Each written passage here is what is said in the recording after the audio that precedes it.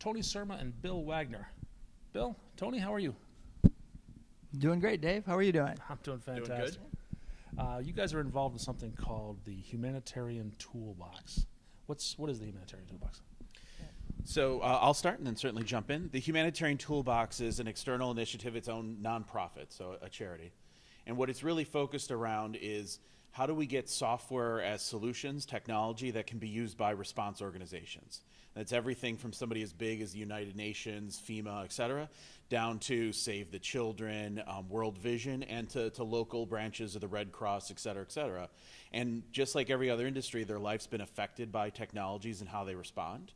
But like most companies and certainly most charities, they don't have all the resources, all the humans, all the money in the world to do everything on their own. So they look for a lot of opportunities of how can they reuse or find value in something else that someone built.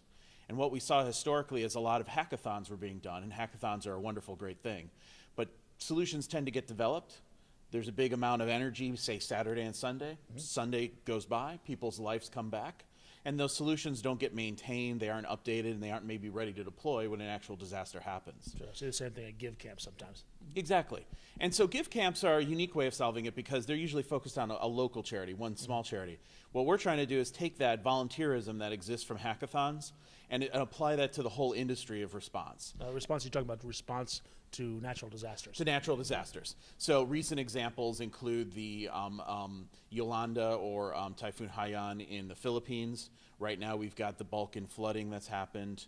There's fires down in California. I mean, this is just right now. There's always some type of natural disaster going on anywhere, right? Should we just ignore that? I thought I had my phone on mute. Apparently I thought my headphone on mute. Anyways, so any kind of natural disaster and how you drive the response to that. And so what we're trying to do is take hackathons, find a way for that volunteerism to be kind of brought up and put in a traditional software development process.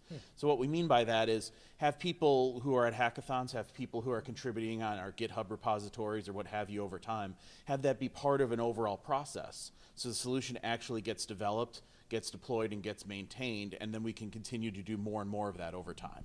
And I'm sure you'd like to add some stuff to that. You know, and from the other side, a lot of the organizations that we work with, even the larger ones, they're not leveraging technology the way, you know, those of us in the technology industry see everyone doing it because they're our customers and people we work with. Because that's not their core competency. That's not right. Their core competency is focus on the immediate needs after a disaster, right? And, you know, food and water and medical care are much more important than, you know, and much more urgent than let's leverage new technology to be more efficient. And by trying to get a sustainable effort between disasters and when people aren't in the field and so focused on the person needing help right in front of them, what we're trying to do is okay, so what are the needs, what's there, so that we anticipate the kinds of software that are going to make them more effective and have that ready to go before a disaster happens. So you guys are scoping out a number of projects that are going to be used by these response organizations, correct?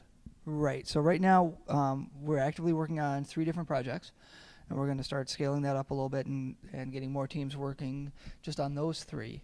And our current backlog of requests from different organizations is at about 75 right now. So there's a lot of unmet need out there that we want to scale up and be able to try and meet in the coming year or 2. Wow. What are the 3 you're working on right now? So the 3 we've got going right now, the one that's furthest along is crisis check-in.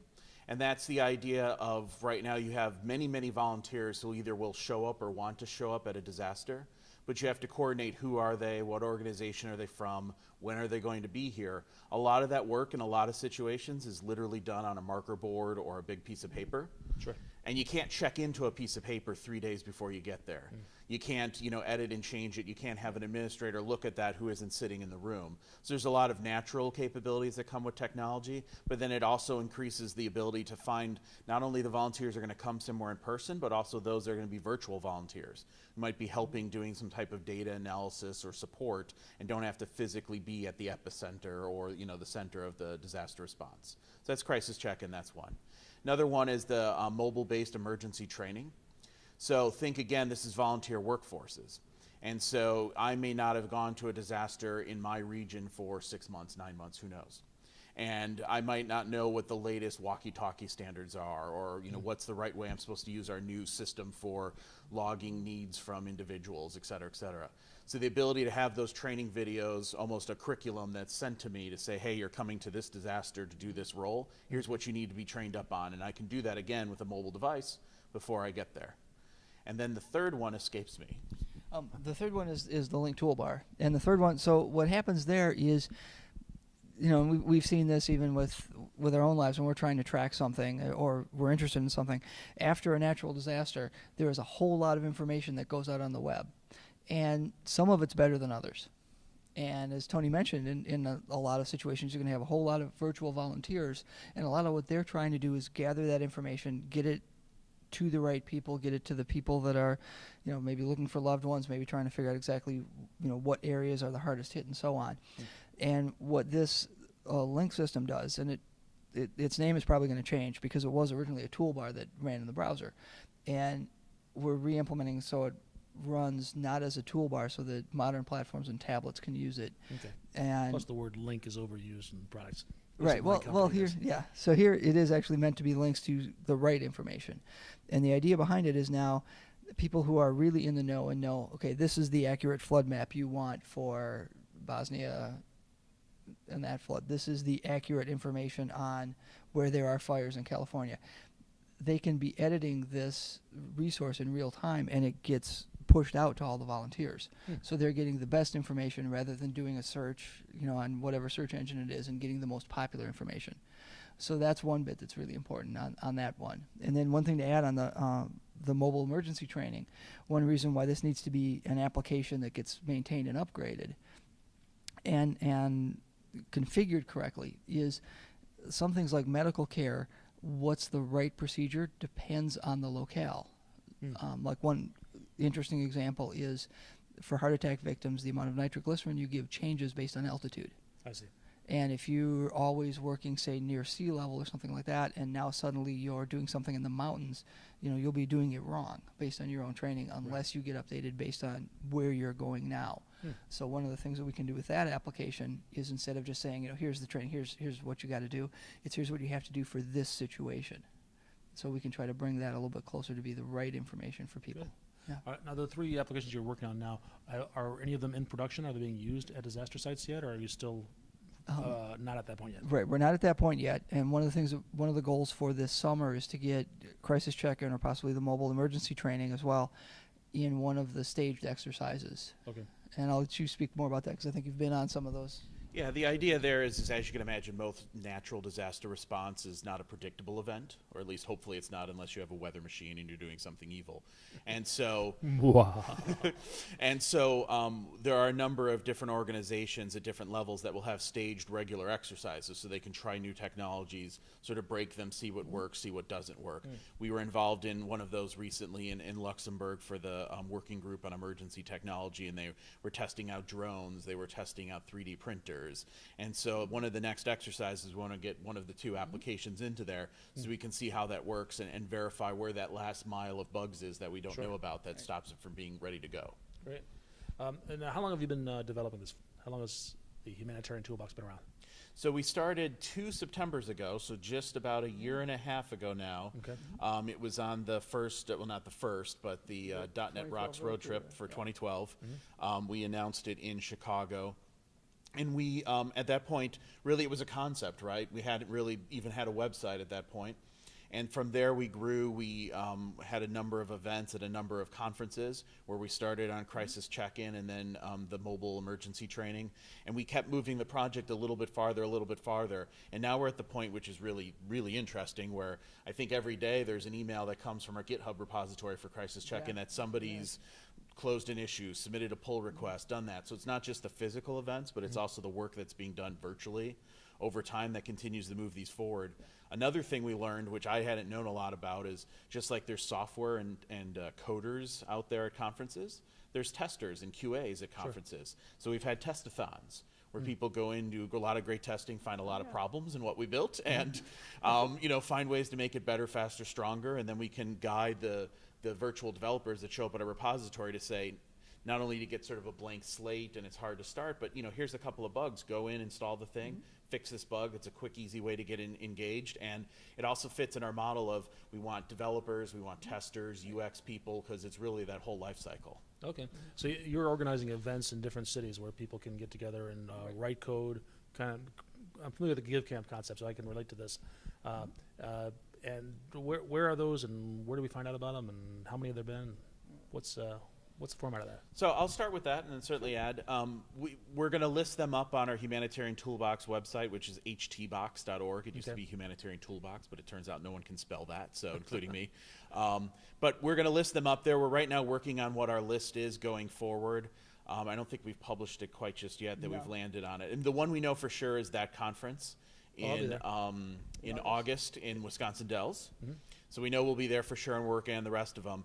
But what we're doing is really trying to... during the conference or right before? Right or what? before. Right Okay, before. So you show up a day early or 2 days early? 2 days early. Saturday and Sunday, I Then believe. bring your laptop. You can actually write some code and contribute Exactly. to this project. Okay. Yep.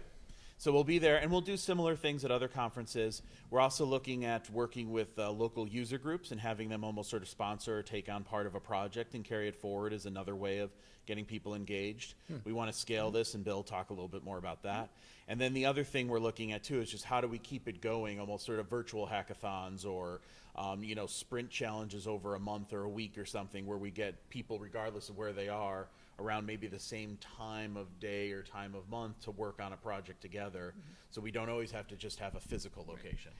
And that's a lot of what the last year and so was learning what works to get people engaged and get people to stay engaged. And we tried doing things at different conferences, and sometimes you run into the issue where I want to see my favorite speaker down the hall, so I'm not here, and so on. And both that conference and Code Mash, weather hurt us this year, Code Mash, but we can do events before the conference and get a lot of involvement there. So we're not competing against the speakers you're coming to learn from. So that's helped us. And as Tony said, what we're really trying to do is figure out a good way and the right way to really get people to stay engaged between in-person events, because that's the way we're going to really be able to scale this and get things done. And we're going to be working on everything from these Scrum challenges, getting teams to take on something, get a user group to say, we're going to spend the next 6 months, getting together before our meetings and planning out what we're going to get done for the next month in our spare time or however we want to do it. Okay. And let different organizations, different developer and other technology organizations drive however they can help. And things like Tony said, we've had fantastic luck with these group of professional testers that are like, yeah, we'll break this and spend hours breaking it. Okay, so it's a little more organized than, say, an open source project where I could just do a pull request, make my changes. Well, and you can then do that. I can do that, and then you'll You look can at do it and that. say, well, this is a good Right. change, let's merge it. And again, what we'd ask if anybody wants to do that is look at the open issues. We have both bugs listed there, features listed there. We've tagged the issues with jump in is the tag we've used that said, this is a good one to jump in. You may not need to know the entire code base before you fix this one thing. So it's a good thing to start with if it's one you're looking at. If you want a bigger one, go ahead, bite off a bigger one, assign it to yourself, and one of us will contact you and say, so you're working on this, do you want any help? Do you want any guidance on what we've figured out so far? How will that work? And yeah, absolutely. Send us a pull request, and if it's as long as it's looking at some of the issues that we have there, because we are in touch with the NGOs about this is the direction they want this to go in. That's the non-government agencies. Right, sorry. And, Organizations. non-government organizations. So any of the charities Tony mentioned earlier that we work with that are the relief organizations, as long as it's consistent with the features they're saying they need next, yeah, absolutely, we'll take it. We'll review the code and that's we'll on ask you for questions, and on we go.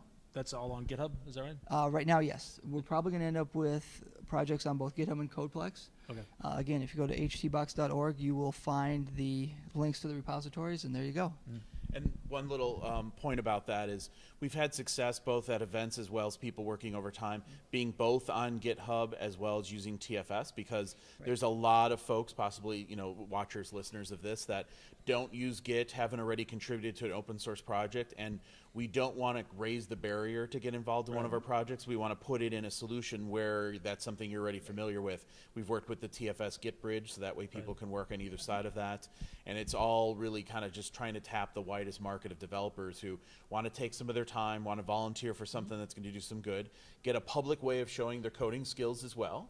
right? Like an open source project, but not just do it for something that's another piece of technology. Do it for something that's actually going to get deployed, affect sort of lives during a disaster. And when we do deploy these, since we have the tracking back through issues and commits and stuff, we can go back and say, you know, remember 12 months ago you were at that conference and you contributed? We just deployed this in support of, you know, Hurricane David or whatever.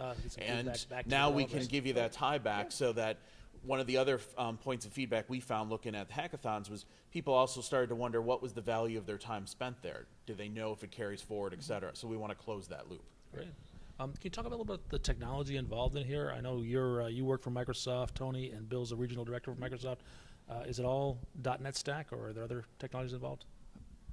Oh, you hand me the microphone. Sure, I'll start. A lot of it is on the .NET stack, and a lot of that is because we do get some great support. You know, we are able to host the apps in Azure. We've got some great support from that team that lets us do that. Okay. You know, but as we all know now, it's a multi-device world. So we are leveraging things like HTML, HTML5 for different web applications that will run, you know, crisis check-in will run on anything that's got a browser. Okay. And we're working on, and we'd love to get more help on this, is that we're writing mobile apps using the Xamarin Toolkit. So we can have versions of the crisis check-in app that run on the iOS devices, the Android devices, as well as the Windows mobile devices, the Windows Phone and the Windows 8 tablets. And that, I think, is going to be a big key, is that we can be everywhere that these really organizations are. And remember, they're volunteers too, right? They're not going to have, you know, for an app like Crisis Check-in to be useful, it has to be available on every device the volunteers bring. Is there any skill set that you're looking for that you're having trouble finding? So it's a good question. I think what it is I think we're really looking more at a scale of resources. That's part of why we focused on .NET and Xamarin with the reuse of C# and .NET and stuff, because there's a lot of folks there. So it's more looking at the scale of that. We've tapped into the QAs and the testers, and that's been great. And I think the next thing we're really looking at, and this is one of the areas I focus on, is the UX and the user experience and the designer side of things. Because as you can imagine, the use case for using this is, I've got an application, I'm using it in the middle of a disaster. I'm not going to be worrying about buttons in Chrome, and I want a very simple UX. Simple, easy to understand. Yeah, elegant, easy to you know, learn. intuitive, yeah, something that I'm not used to using, and that's something where UX designers and such can help us. We've had a few folks that are really just HTML and CSS focused, and so we're looking for more of them to get involved so we can go from sort of developer pretty applications to really truly usable applications. All right. So I actually had Richard Campbell on this show 2 Septembers ago. Right, it must have been the night after you launched it, because it was in Detroit during their .NET Rocks show. But at that time, there was no real call for action. There was nothing to, you know, just stay tuned was the message. What's the call for action here? People watching this, they say, that sounds awesome. I want to get involved.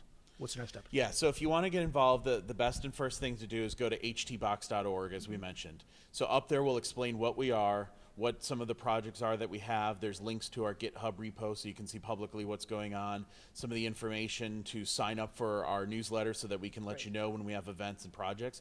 But if you want to jump in and actually work on some code, go look at those repos up on GitHub, find what's an issue, or even just reach out and contact us and say, I have this skill set, I want to help.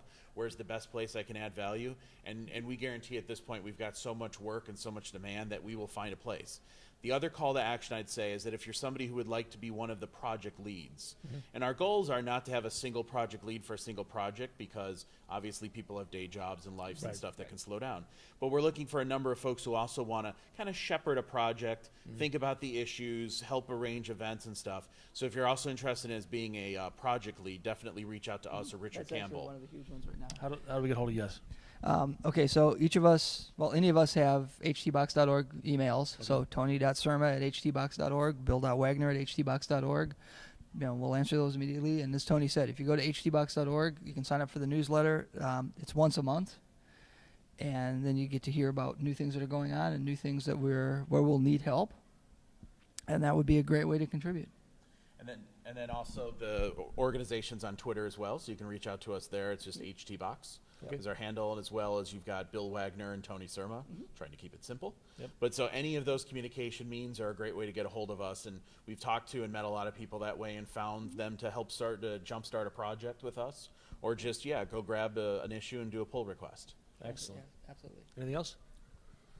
think that's mostly it. Thank you for the opportunity to talk about Humanitarian Oh, Toolbox thank you. and hopefully get more people involved, because we definitely see this as a high value thing. They can learn new skills, play with new technology, get a public record, and we can actually do some good with technology for people who are affected by natural disasters. Right. And that's kind of what we're doing is, it's a lot of technology, a lot of friends, and doing something that's good. I like the way you said that. Okay. Thanks a lot. Thank you. Thanks.